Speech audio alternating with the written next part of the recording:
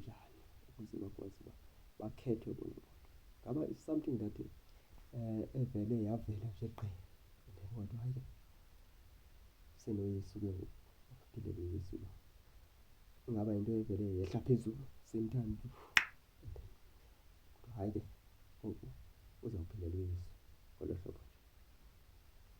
Ndifuna u-understand uba yonke le nto, yonke le nkqubo, yonke le nto uyibonayo isenzeka ebantwini ngabantu, ufumaniseke omnye uzawukhonza ubomi bakhe bonke, ufumaniseke omnye uzawuhamba ezinye iindlela which is ongeke uzi-understande, ufumaniseke omnye ubiziwe ukuba abe ngumprofeti okanye aphile endlini kaThixo ngokwendlela ethile. Abo bantu bonke bakhethwa ngokomoya. Omnye ngelinye ixesha umfumaniseke ukuba ngumpristi okanye sibhishophu, ngokoko wabanjalo ubomi bakhe bonke. Lukhetho lukamoya olumenze into yoba laa mntu abe lolaa hlobo, which is something that you cannot understand. But ever since today ndidiclare into mandiyithethe ngoba ezinye zezinto zizinto eziye zivele ezingqondweni zethu kodwa singabi nayo i-understanding entle into yoba ingaba le ntlobo okanye uhlobo oluthile lwabantu ingaba kwenzeke njani ukuze libe lolu hlobo okanye libe kanti lukhethelwe ukuphila ngohlobo oluthile. Understand? So namhlanje kunee-verses esizawukhe sizifunde ukuze si-understande umprofethi ukhethwa kanjani ngokwespirithi or ngokomoya kaThixo. And also ukuze si-understande ukuthi ingabe wena olwakho ukhetho ekuphileni kwakho uphilela uThixo, ingaba ukhetho olo luhambe kanjani na? You understand?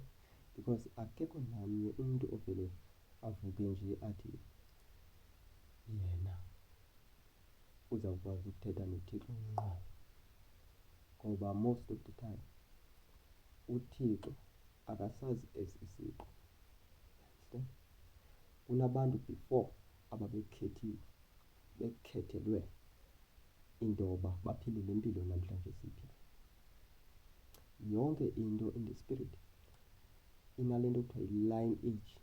Understand? Uba uyaqaphela uba sikaze sithethe ngezixhobo zikagesi okanye iintambo zombane, ayikwazi indlu nje ivele ibe negesi okanye ibe nombane kuyo kungakhange kubekho ezi ntambo or i-connection eya kuyo. You understand? So ukukhetha kukamoya akwahlukanga kunale nto siyibonayo apha in the physical world. Ukukhetha kwamoya kuhamba straight njengeentambo zombane ukuze uconnecte through. You understand? So awukwazi ukuvele kukutsibe and then kube kuwe kungakhange kuhambe ngokwelayini. You understand? So ukuze lezi earphones zibe kanti ziyasebenza kuyo le phone, funeka ndikwazi into yoba ndizikonekthe first, kube nento nje line, le nto kuthiwa yi-line age, ukuze ikwazi ukuthini ikonektha phaya. So namhlanje ndifuna u-understande ukhetho lukamoya, which is yinto enga-understandekiyo. Omnye uyawuvela athi ndim ndedwa oye wancedakala endingaba. Why? Why? Ngaba wena you are better than anyone else endingayidla? No, it's not that better. Kungoba there is a line that the Spirit of God can go through until it reaches you.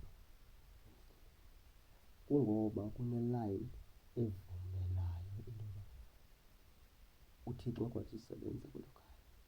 You understand? Uma ingekho loo line or loo connection into yoba uThixo akwazi usebenza, you will end up not working anything. You understand?